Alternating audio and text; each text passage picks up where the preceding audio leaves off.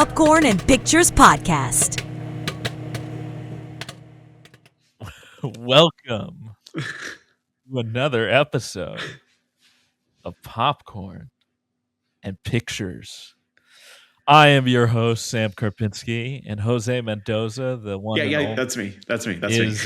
is your co-host. And we got a lot to cover. We got some movies we kind of backdated that we need to give some quick thoughts. We're gonna have Oscars reaction breakdown, say everything they got wrong, and basically tell them that we're take over from here on out, and be the sole awardees of the Academy Awards. And then we're going to talk about some recent movies as well. So we got a lot. We got a jam-packed show for you tonight, folks, or morning or afternoon, whenever you're listening. It's at your convenience. We got a jam-packed show. So Jose, the Oscars were going on this last weekend, right? I do. And unfortunately, I didn't get through every film I wanted to for the preparation of the Oscars, but I did see the last. Yeah, that's true. I did see kind of the last film that was in a major category I cared about, which was Best Actress. I watched If I Had Legs, I'd Kick You, starring Rose Byrne. You had already seen it.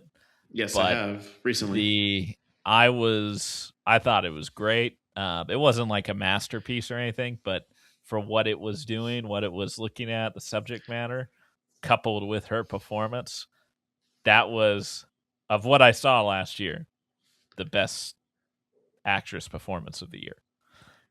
I disagree vehemently that they gave it to who was it again? Yeah, I'm like, who won? We don't even know. Jesse Buckley. Jesse Buckley, yeah. Jesse Buckley is, of course, not bad, but it's the fact that we both blanked says a lot on how we felt about the Oscars and what that means to us. But well, I think it says more about the Jesse Buckley's performance that it's not as memorable to us, to the point where even if she wins Best Actress award, that's true. It still doesn't stick in our brains. So valid. Anyway, nothing against Jessie Buckley. She's good. I just think Rose Byrne was that much better. Heck, I might have even given it to Emma Stone over Jessie Buckley, to be honest. Interesting. I agree. But that's me. What are your thoughts? I thought it was great. I think similar to how Richard Linklater's Blue Moon was kind of designed to showcase Ethan Hawke's talents as an actor. I feel like that was very much the case with Rose Byrne in If I Had Legs, I'd Kick You. I don't recognize this actress at all. I couldn't say what she's been in before, but it feels like the movie was just purely designed to be a vessel to just kind of showcase her talents as an actress. But it's not unlike Blue Moon, which really just feels like an actor's movie. There's a little more substance to If I Had Legs, I'd Kick You that gave it a little more weight than I felt with Blue Moon. And I know that's a weird comparison. We'll talk more about it when we do our Oscars reaction, but Blue Moon was kind of in the zeitgeist for me, at least. I'm not even sure that's the right way of saying that, but it was in the spotlight for me because I truly felt like maybe Ethan Hawke was going to win it. But after seeing this, I do agree that I think Rose Byrne probably gave one of the best performances of this year. I think it's up there with Sean Penn with One Battle After Another. For those who don't know, the movie is about a lot of things. I feel like it tackles a lot, but ultimately it's about, I don't want to say a single mother, but basically a mother who is left on her own because her husband's out working. He's a pilot, I think is what it was. So it's kind of her dealing. I think he's in the Navy, but is that what it was? Yeah, okay. I think so, but I could be wrong. I mean, it's neither here nor there. It's not like that particular detail dramatically affects important. The plot one way or no, other. True. Yeah. I just remember him coming back in a uniform. You saw it recently, but you saw it more recent than I have, so you're probably right. But and her daughter, Rose Byrne's daughter, has some sort of condition, maybe for sure a health condition, but she might also be mentally disabled. or I guess, I mean, probably. I think she might have been. Yeah, I think that's left for interpretation. Yeah. I think. Well, yeah, go ahead. No, sorry. I was. No, you say your thought because I'm sure I'll bring it up after. Well, you I was gonna go straight to the end of the movie. So. Yeah, that's exactly what I was gonna say. Okay, well, yeah. What's your spoiler warning for people who haven't seen it? What is your take on the very end? Do you believe her daughter is alive? Was she imagining her daughter? Like what? Maybe I'm not the right one to answer this because I didn't look into that at all. I thought she was alive for the most part. What I thought was interesting was just the fact that we didn't see the daughter's face at all until the very end, which was a really interesting choice. I think from a filmmaking perspective, that's a very excellent way of showing off children performances because, as we know, child actors are like one of the hardest things to achieve, and it could definitely ruin a movie. I thought that was a choice to not show the actress of the daughter, just to like kind of hide the performances. But yeah, you don't see her at all up until the very end. Well, it kind of goes to what we were talking about, right? It's very much focused on Rose Byrne's reactions to everything going on around her. Totally. I think that's also like an underrated part of the movie, or at least I felt like it was Conan O'Brien's role. Yeah. It's not like a particularly demanding role, but he fills it very well, and I was kind of impressed because I'd never seen him like do any sort of dramatic acting before. And it really worked and added to the narrative in terms of here's this character who like is supposed to be all put together for her clients because she is a therapist, and yet is having her own problems to where she needs to see a therapist. Conan's character. So yeah, I like it. The ending. I thought I agree. I think she's probably alive, but I think there was some element of interpretation there. Okay. Yeah, I remember hearing another podcast, and they were saying how the thing about this film was that it was a little too on the nose, and I'm like, I didn't really think there was much to read into. I think it was pretty. I guess surface level. But that's not inherently bad, you know. It's just like I thought the movie was pretty direct about what it was saying.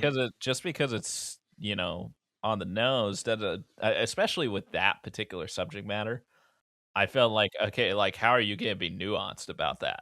For sure. Like there's only so much you could do. I want to make a quick comment about Conan O'Brien's performance. It's really brief, but I agree with what you said. I think it's just such a blind side compared to what he's like as a person. You know, as a comedian, you always think of them as like goofy. I guess just kind of out there. In this movie, funny. He's silly. Yeah, he's put together in a way. He's like kind of like I guess he's like the most level-headed person in her life at this current moment. So it's just kind of interesting to see that side of Conan. So I thought he did do a good job in this film. But he should have been nominated for Best Supporting Actor, right? Yeah, for sure.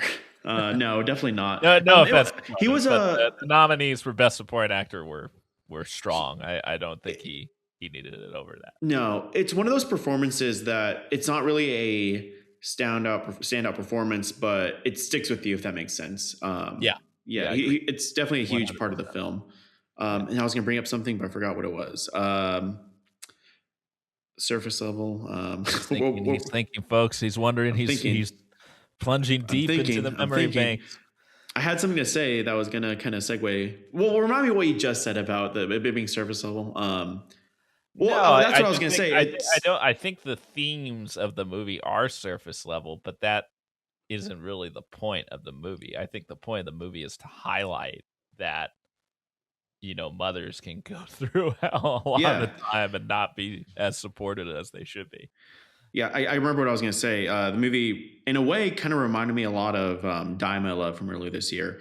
Just kind of like breaking points of mothers, really. Two different ways of approaching it. I think this character definitely has her life a little more put together than in Die My Love. But I feel like one thing that we haven't really talked about is that there is Die My Love. I feel like. Sorry to interject. I just no. Just want to say it. I feel like they're two sides of the same coin. For sure. Die My Love is the purely selfish reaction to the events that happen and stuff that comes along with being a mother. And while there's still an element of selfishness, it feels more like self-interest a lot with Rose Byrne's character. And that's not like she's just disgusted that she has to take care of her daughter. She's more just kind of at her wit's end with what's affecting her while having all these other things going on in her life at the same time. Yeah, for sure. I kind of compare it also to like a Safdie Brothers film. It is one of those movies where it is kind of like anxiety inducing. Produced it. And they did, yeah. I think it was Josh Safdie, again, proving that he's out here doing kind of better stuff than his brother, which is not true. I know that's true. I know that's true. He did do the curse, so never mind. Sorry, Benny. He didn't mean it. But it's one of those movies where like the writer and director, who I don't have the name pulled up at the moment, but it's one of those movies where like they're like, okay, what for every one of the scenes, how can we just do the most batshit crazy thing that we could put our character in? Because there's a lot of moments where I couldn't believe what I was saying. Like, what would I do in a situation like that? Minor spoiler: she has to babysit someone against her will, in a way. She's held at gunpoint to babysit someone. No, that's not how. She. Spoiler alert, but it does feel like that, though. It does kind of feel like that. No, yeah, kind of, but I took it more as like she was just being responsible. She went for sure, abandon a child out. No, for sure. So again, kind of proving my point. Like she's at the fundamental level, she still comes off as a good and decent person. It's just she's overwhelmed with everything going on in her life. She's a good person, yeah, but she's overwhelmed. Unlike Die My Love, who is like not a good character, I don't think. I still think it's a great performance from Jennifer Lawrence, but yeah, for sure, she's not the most sympathetic character, for sure. I remember going into the movie, and the movie just kind of felt a little uneasy, and I'm like, do I really want to see this? Like, it feels like a movie that it feels really dark going into it, and I'm like, am I ready to do this for the next 2 hours? I feel like the movie can be funny at moments, so it's a way kind of a black comedy. I'm not sure if you agree with that. Yeah, I think it's it can be at times a dark comedy. I think it's more so a drama than comedy, but it has darkly comedic elements at times, for sure. And I was like, I think like 10 minutes in, I was kind of glued to the screen, with just everything happening. So, and it's a very simple story. It's not like it's some convoluted plot, Yeah, for sure. I think it's a great episodic movie. It's just one that, like a Safdie Brother movie. The scenes just kind of build this tension, and every scene has a climax on how it's going to be fixed. But yeah. Well, like I said, Rose Byrne should have won Best Actress, but she didn't. That went to Jessie Buckley. Congrats, Jessie Buckley. Any big surprises for you from the Oscars this weekend? Genuinely no. The biggest one, which is I feel a little conflicted, was Michael B. Jordan winning Best Actor. I feel like that's what you and I are going to talk about. For me, the reason why I feel conflicted is I try to watch all the Oscar movies, and then I try to rewatch a few of them. I did rewatch Sinners, and while I was watching a movie, I was reminded that he does give a good performance. He's very charismatic as Smoke and Stack. Yeah, and I think that has a lot, that does take talent to do. And I know it's kind of a gimmick, but he's playing two twins, which is kind of cool. But then when he won, I don't know. I really felt like that was kind of the moment where I'm like, you know what? Like, I don't know. I felt like there were better performances. I really thought it might have gone to Leonardo DiCaprio or Timothée Chalamet. At that point, I thought Ethan Hawke was like not even the question, but I thought at least one of those guys would have won it. Yeah, well, I mean, I want the buzz around town, so to speak, is that Timothy's shameless campaign for his own candidacy, definitely didn't help him in the eyes of some of the voters. So that may have also weighted, because I do think, for whatever you think of the guy, like Timothy Chalamet did give the best acting performance of the year in Marty Supreme. And it was a shame. Lead performance, I'd say. Best lead performance, sure. Yeah. Yeah, that's fair. I'd say Rose Byrne might edge him out. Well, I was gonna say Sean Penn, honestly, which we'll talk about in a second. Okay, yeah, that's true. I'm only thinking leads right now. But I think that also Leo was deserving as well. It was one of the better Leo performances. I think it just comes down to, again, like you said, it's not like he's bad, and he is charismatic in it.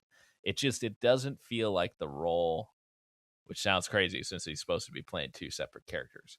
It doesn't seem like the role was as demanding or as unique as what Leo and Timothy did. For sure. So yeah, that's just my take. I mean, and nothing against him. It's not like there are far worse performances that have won Best Actor in the past. So, it's not a takeaway from what he did. Just as you said that, I was kind of thinking to myself, like in 10 years, let's say like we sit down like a kid who's going to film school or whatever, and we should keep like, can you imagine like showing them like one battle after another and then showing them Marty Supreme, and then like you sit them down and show them Sinners, and like this is the performance that won that year. Like it's kind of weird. You know what I'm saying? I think from that perspective, it's a little it kind of shows how it wasn't given to the right actor. Yeah, and again, I mean, it's art, right? It's subjective, but I was disappointed because I like One Battle After Another and Marty Supreme better than Sinners, like not even really close, in my opinion. And I think they had more unique and better performances. So I mean, that was Best Actor. I mean, Best Actress we kind of already covered. Jessie Buckley, it was kind of based on the way the other award shows were going. It was kind of hers to lose, it felt like. So, good for her. Again, my personal favorite is Rose Byrne, but, you can't win them all. I agree. Very, very sweet, the Amy Madigan winning for Best Supporting Actress for Weapons. I'm happy you brought that up, actually. Yeah. Like, that was also just like a very nice moment to see her. I mean, working how long in the industry and finally kind of gain a major recognition for it. Her shout out to her husband, Ed Harris, was very sweet. And also, I mean, she deserved it as well. the whole movie, Weapons, kind of hinges in a lot of ways on her performance, so it would not be the same movie if she didn't deliver the performance she gave. Two comments about Amy Madigan winning that. One, I will admit, is it the best performance of the year? I don't really think so. It was a fun performance, which I think is different. But that did feel like one of those, what do you call it, like career Oscar that felt actually. We talk about, I mean, with the best acting, best supporting acting. That's a fun performance as well. So for sure, true. But that's a little more demanding. But I just think this kind of felt like an appropriate time to like give an actress who has been in the career for a while, like finally give her award. And then secondly, great for horror movies. I can't really think of a time where the bad guy in a horror movie won an Oscar aside from Anthony Hopkins in Silence of the Lambs. But I think that's awesome for the horror genre. So I'm really happy that happened, just for that reason alone. Yeah, and just to give Weapons was such a kind of a zeitgeist movie at the time, true, especially for horror fans. Obviously, it was just good. It was just good to see it got a lot of some major recognition. I was gonna say, can you imagine like giving the best like supporting actor to like the guy who plays Jason Voorhees or something like that? Like that's awesome in my opinion. I think that's killer. No pun intended. For sure. No, I agree. I mean, she technically is a supporting actress. She doesn't really show up until maybe 40 minutes in, or she's really only moved for like the last, honestly, like maybe 20 minutes, maybe, I don't know. No, she feels like it before that. She pops up at different points as you get. I guess that's true. Into the different stories, Yeah. So, much deserved for her. Talking about fun performances, who we wanted to win one for Best Supporting Actor, Sean Penn. Hands down, the most entertaining performance of the year, for sure. And just seeing, like, even just reminding with Conan's outro sketch to the Oscars, which directly parodies one of the last scenes with his character in one battle after another, just reminded me like how great of a performance that was. It was just so fun, so many quotable. It was an iconic performance, honestly.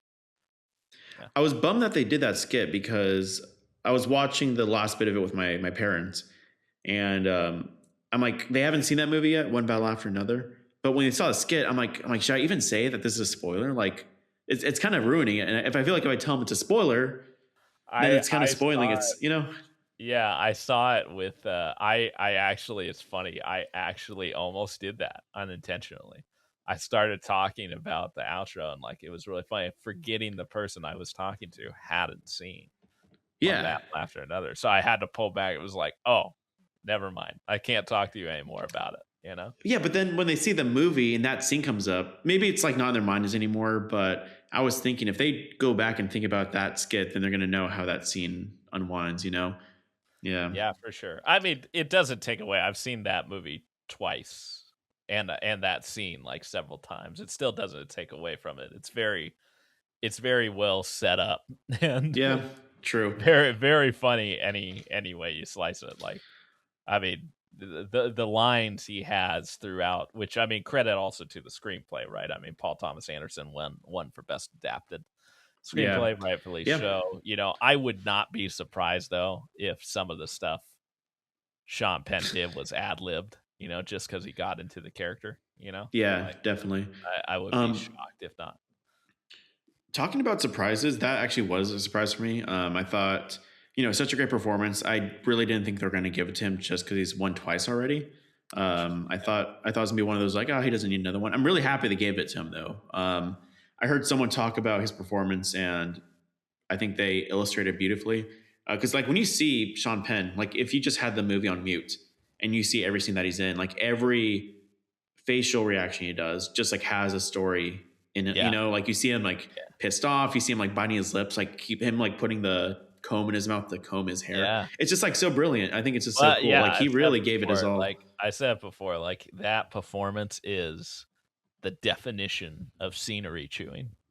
Yeah, absolutely. Like he just commands the screen every time you see him. Like it's just you can't look away because he's that entertaining. It's like, wow. I mean, it's a movie star performance. It really is. Like that's a star, you know. Not to take away from like the other performances as well, which are all great, and one after another. But like that's like so much like this guy knows his craft. He's got you. He knows exactly what he needs to do to like grip you, you know. So and it's a bad guy role, right? Like he does a good job of making you hate the bad guy. Much like I don't know. I'm thinking right now like Joffrey from Game of Thrones, you know. Well, I think the bigger comparison. I mean, different types of villains, but like Joker from Heath Ledger's Joker from The Dark Knight, right? Like they're almost more interesting than the protagonists, you know. Yeah, that's another thing too. How good their performances are. And for sure. You grab it, you can't help but kind of go like, wow, yeah, okay. Like, I mean, he's evil, but like that was impressive. No, for sure. You know? Sam, I'm telling you, it's a 10 out of 10 movie. Well, you know, we don't need to go that far. So PTA finally got his flowers. Yeah. You know, I don't want to go through every single category, but he definitely deserves mentioning. You know, he got director, obviously, got best adapted screenplay, and obviously won. Well, technically it goes to the producers, but obviously the film was his. Best picture, you know, which did he not win up in my Oscar pick, for that? What was he not a producer? I could imagine he'd be a producer. Oh, actually, maybe he was a producer. I take it back. Let's see. Yeah, I'm trying to look into it now, but I'm pretty sure he was a producer. I feel like at this point he could produce his own movies if he wanted to. I'd be so surprised if he didn't produce it. Probably. Let's see. Yep. Yeah. He was one of the producers on it. Yeah. So, okay. There you go. He won it all. well. Nice. All that needed. Yeah, it was a sweep also, actually for him. Yeah, cool. Yeah, it was. And also a shout out, the best casting inaugural award going to One Bow After Another. You know. Congrats. Oh, did it win castings? Okay. Yeah, I'll admit the casting director, she is been in the industry for years and is kind of renowned. So it was like for people who are in this industry, I guess it was a nice moment that she kind of got recognition for the first ever. Okay. I do think it probably should have gone to Marty Supreme, but there weren't many bad choices in that category. So I'm not getting. I agree. Marty Supreme would have been a good one. I know we're trying to move on. So my last question kind of is, I'll admit I didn't catch most of the Oscars. I kind of got like the tail end of it. Kind of happy I did because I know it's a long show. Did they explain out at the Epstein joke? You were offended by that. Yeah, exactly. Did they ever like explain what's take consideration when kind of looking at like the casting directing thing? Do they like what is the assessment for? Did they explain that at all during the show? Oh, I didn't look at no, not in the. I can't remember like what the explanation in the show was. I think they gave a very brief, quick rundown of it, but I mean, it's literally just casting, like picking the right roles. Finding. I mean, obviously, it's a collaborative effort with the with the director, but obviously the director isn't going to go through however many people you probably have applying to that part, and she was the one who found Chase Infinity. So true. That alone, I don't know. Yeah. We could talk about this later. Either way, I've seen far worse Oscars. It wasn't. There weren't any awards that made me want to tear my hair out and go like, "How could you? You robbed XYZ." For the most part, the nominees, the winners, were deserving, and it was a good celebration of film. Yeah, for sure. Yeah, my monkey brain, like I'll admit, a huge thing, a reason why I watch the Oscars is I'm hoping every year that we get another La La Land mess up or a slap. That's what I want. I want nothing more but to see the show go horribly wrong. I agree. We were all there. Now it wasn't anywhere near the level there, but it was really funny to me that they cut off the one of the that was really bad of the best original song from K-pop Demon Hunters. That was crazy, and they did not care one bit. Was that song? I thought it was for the animated award. No, it was best original song. Was it song? Yeah. And the way they cut him off was so comedic too. It was like a pause, and then he walks with the microphone.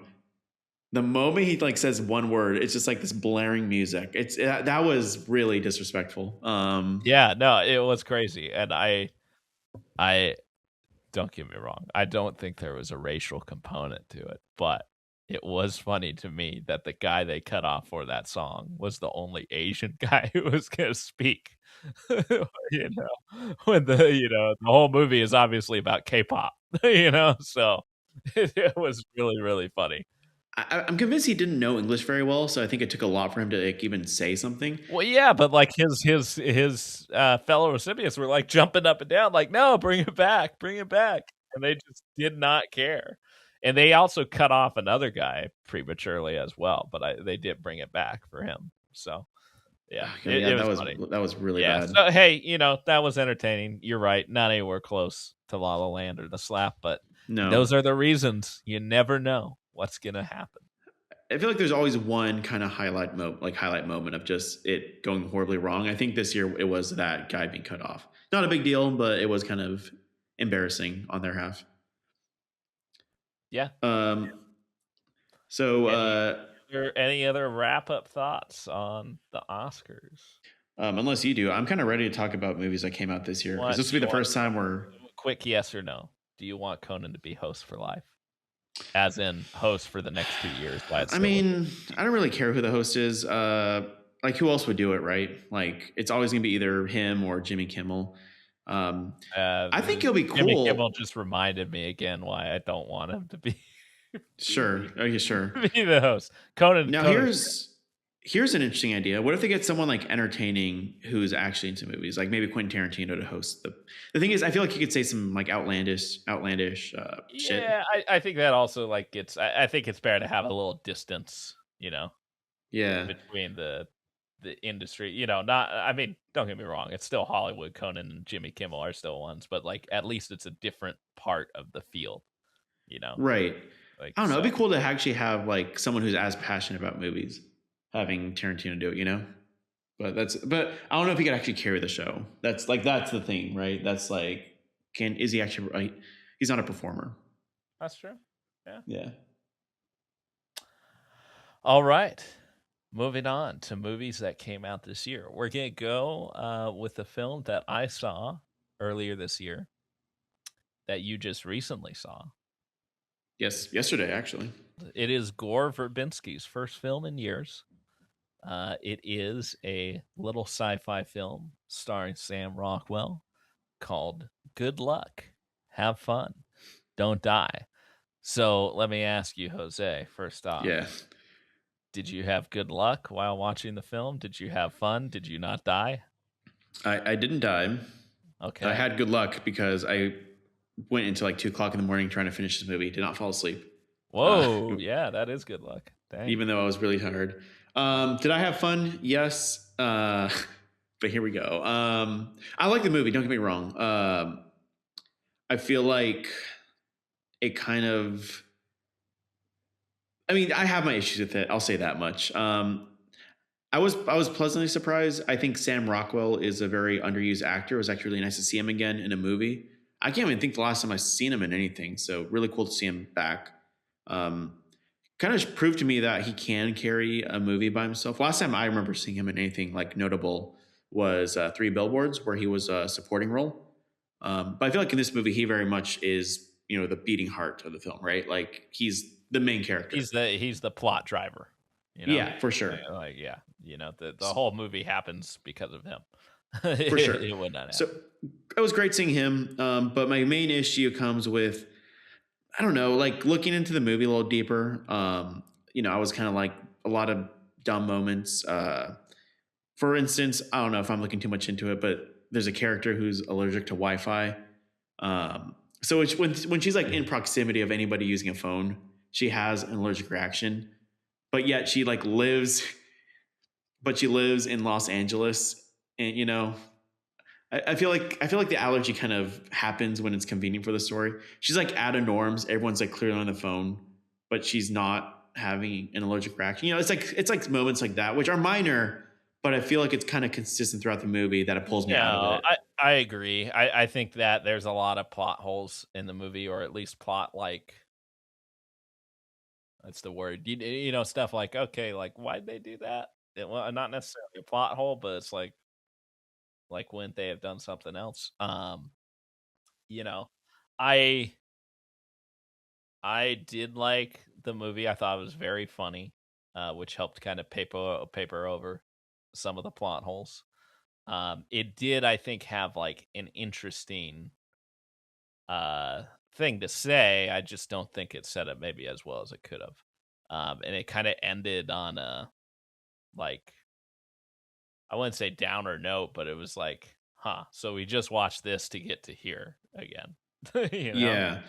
I was going to say the ending kind of confused me almost. I feel like it wasn't really clear because there's kind of 2 endings. I'm talking about the first ending, if you know what I'm talking about. That first ending, it threw me off. I thought it was almost like I don't know if like kind of spoiler maybe, but so warning, but it felt almost like so how like in the end of horror movies, like the good guys win, but then the bad guys like kind of gives a wink at the camera.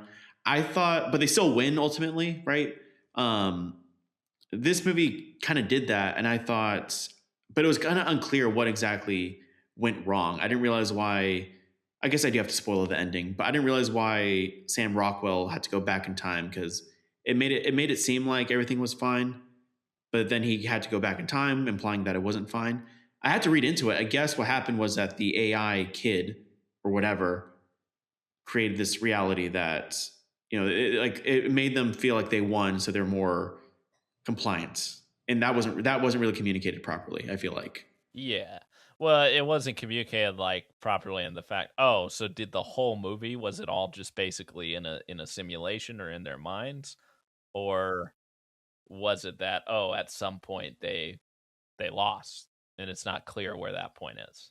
For sure. Do we want to summarize the movie real quickly? I feel like we kind of just went into it. Sure, go for it. I like how we spoil it, and now we're going to summarize it. It's so the movie's about it's a sci-fi. A guy from the future comes back in time, and it's a commentary about I guess screen time and social media. I guess virtual reality too. So basically, this guy is almost creating his own little Groundhog Day scenario where he's going back in time, and the reason why he keeps going back to this moment in time is because he's choosing different, what he calls soldiers, to kind of follow him on this journey. And the journey is to basically defeat a bad guy, an AI person, from basically having phones and VR kind of take over the world and kind of think of it like it's like Edge of Tomorrow if it was more espionage focused and less so Warzone, and it was a buddy. It was like a not buddy comedy, but like a ensemble. Yeah, for sure. Sprinkled in every moment, or sprinkled every few times in the movie, there's kind of flashbacks on how some of these soldiers are at where they're at currently. And I have to say, I was more invested in the actual journey. So when Sam Rockwell is leading these group of people, I was invested in that. Whenever we went back to kind of these flashbacks, it was a grinding halt for me. I just got so disinterested. I guess by the end, depended on the flashback, honestly. True. Yeah. I mean, one of the flashbacks is like very important to the plot of the movie. So, and I assume it's two of them actually. I assume the lesser one is the clone one, right? Is that what are we on the same page? The clone one is still very important to the movie.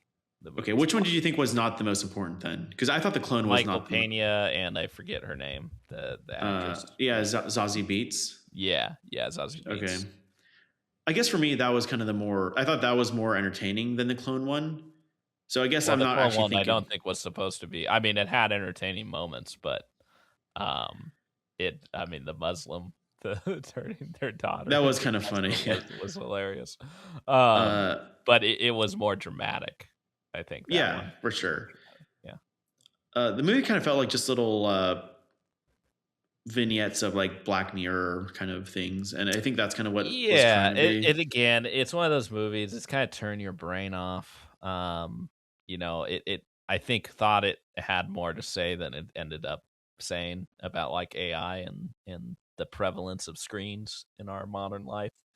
I would still say like it's a fun time. I wouldn't say anywhere near close to a masterpiece. That gave it a 7 of 10. You gave it a 6, so not that far apart.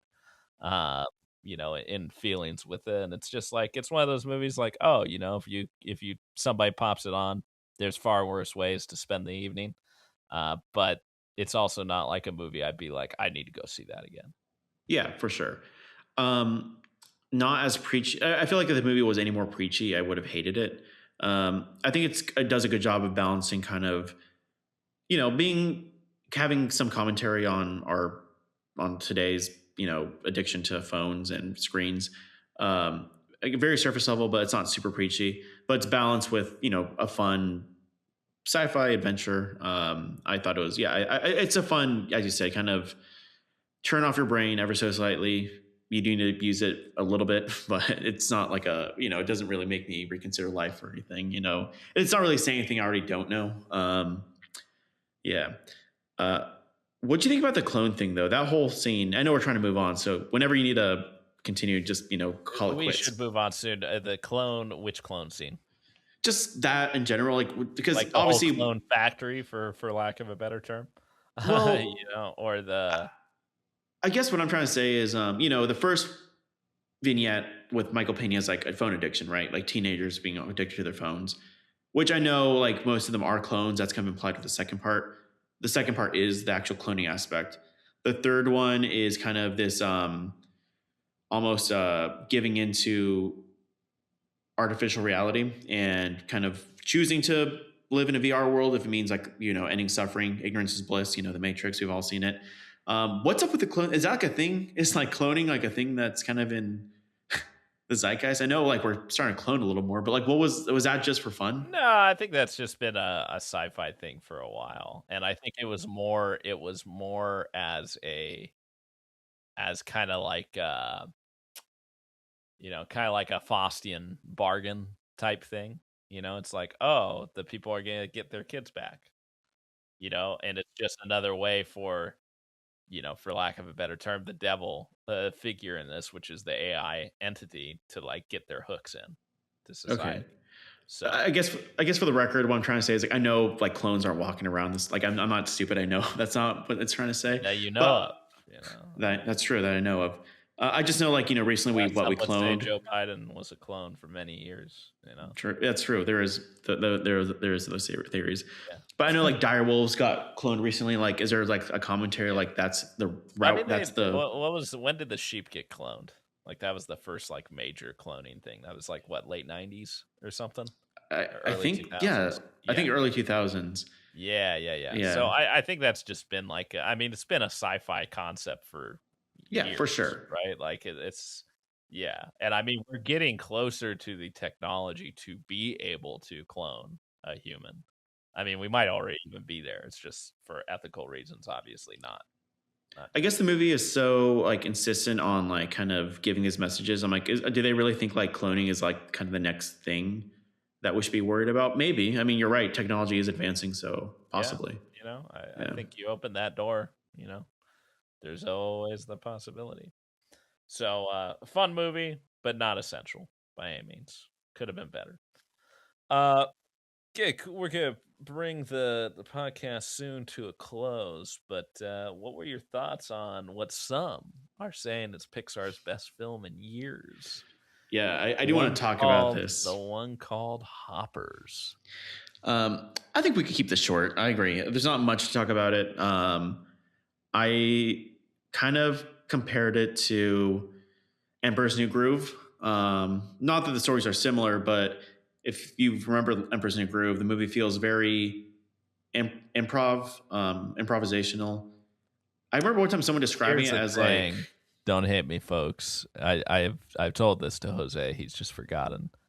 I never finished Emperor's New Groove. Okay. That's fair. I'm not mad. It's not as great as people say. I think I gave it a 6 out of 10. It's okay. All right. Good for you. Everybody else is coming at me with pitchforks. So no, it's not one of those. But if you remember, the movie feels kind of different from the rest, right? It feels very cartoony. Like, whereas the other movies are animated movies. Emperor's New Groove feels like a cartoon. Hoppers kind of has that same, like, we don't give a shit. My theory, and I'm calling it a theory. I think so. Real quickly, summary for the gross, obscene profanity that Jose just dropped. Carry on. My theory is that a quick summary of the movie. There's a boy who, it's a girl. It's a girl who.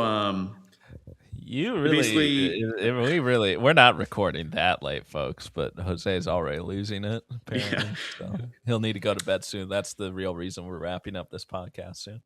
It's about a girl who basically gets transferred over to a beaver's body, like a beaver animal, and trying to save the environment. Beaver robot. My theory is that the people at Pixar kind of saw this and like, this is a really stupid idea for a story. When I saw the trailers, I thought that. I'm like, this is the dumbest thing. How is this going to work?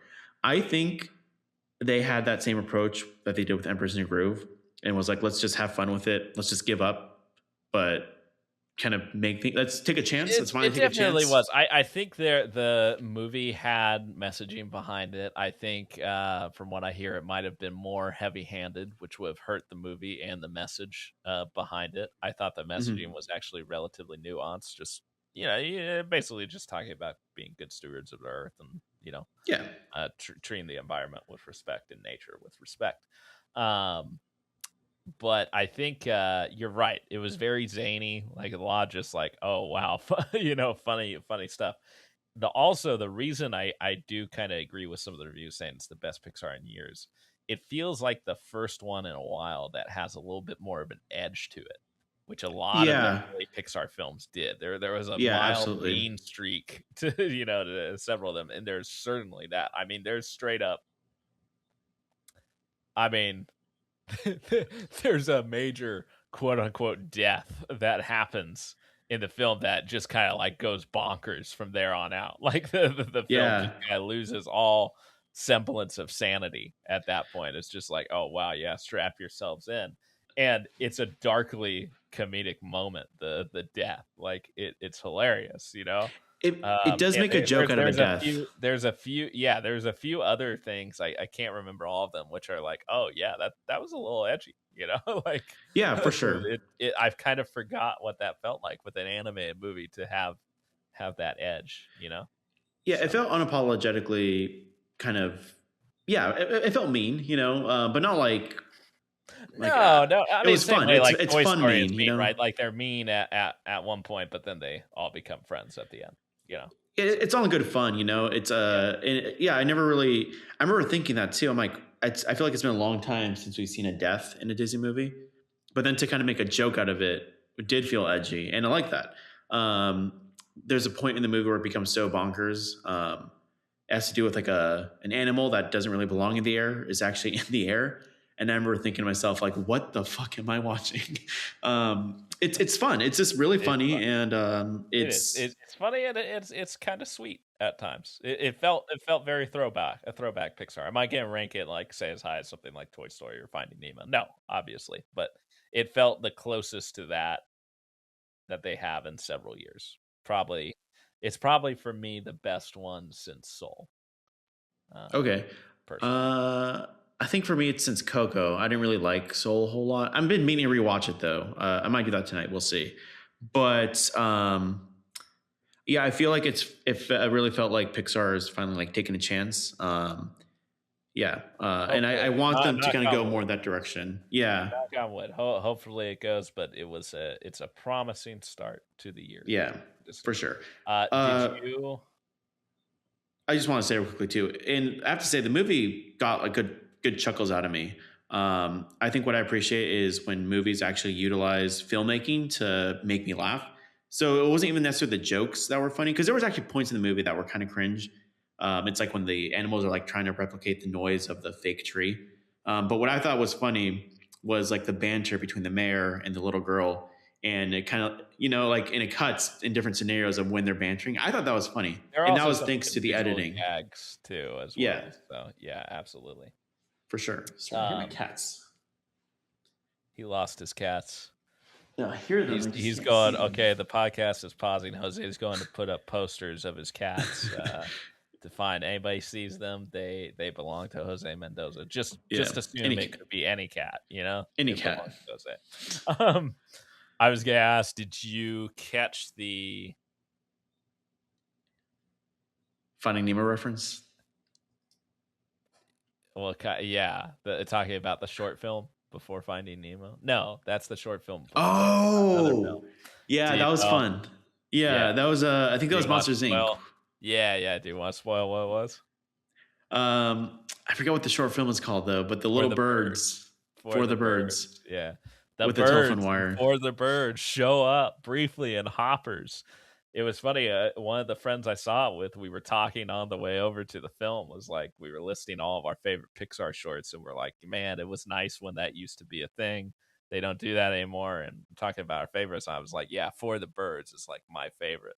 So we were like, it was kind of like the type of, it was like a fan service moment, like a Marvel movie. We're like, yeah, it's the birds For the Birds. What I think is funny, dumb. It was such a blink and you miss it shot too, but it was like, yeah. It's so funny too, because those birds stand out. Like they just don't look like any other bird. They do. They're funny. They're funny design.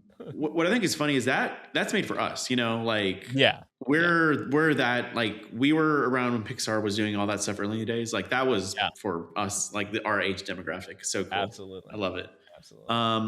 I thought you were referring to the at the very beginning. There's a turtle, and the turtle's name is Crush. I thought that's what we're going to talk about. I thought that was fun. Yeah, there's that too. Yeah, the birds was that I genuinely enjoyed that. That was funny. I agree. That was fun. Yeah, and it makes sense too because it's consistent with the rules of for the bird short. You know, that when they talk, you know, to human ears, it just sounds like gibberish. Yeah, you know, like So I think what's cool too is granted we are talking about like Easter eggs, right, in Pixar movies, but I think you and I like having this conversation kind of like illustrates like, you know, this is what Pixar has been missing over the years. You know, I think you and I are like very surface of the iceberg Disney adults. You know, we've seen most of them. We're not like crazy about Disney though, but we grew up with it. And I think the fact that we're kind of like having this conversation, having fun with it about a movie, you know, is this as a step in the right direction. And I really hope they do more movies like this, quite frankly. Maybe not like this, but again, take chances, have fun, not be so PC about everything. It's true. Yeah. It's good. I think we're gonna wrap it up there. Let's wrap it up. I just want to say, people, hop on over to your movie theater and watch Hoppers. It's a good time. Bring the whole family. Next recording, we're gonna maybe talk about if Jose sees it in time, how to make a killing. If not, we will talk about my thoughts on that movie and some other fun stuff. Maybe even start peeking into some things upcoming. There's a few major movie trailers that dropped this week that we could possibly talk about the excitement surrounding those. That could be fun. So I was gonna say I'm watching Project Hail Mary tomorrow. That could be a fun one too to talk about. Ooh, I am seeing it next Wednesday. So okay, yeah. We'll see. We will see. Much to do. And we are signing off, folks. Have fun, watch movies, eat popcorn. Ooh. See ya.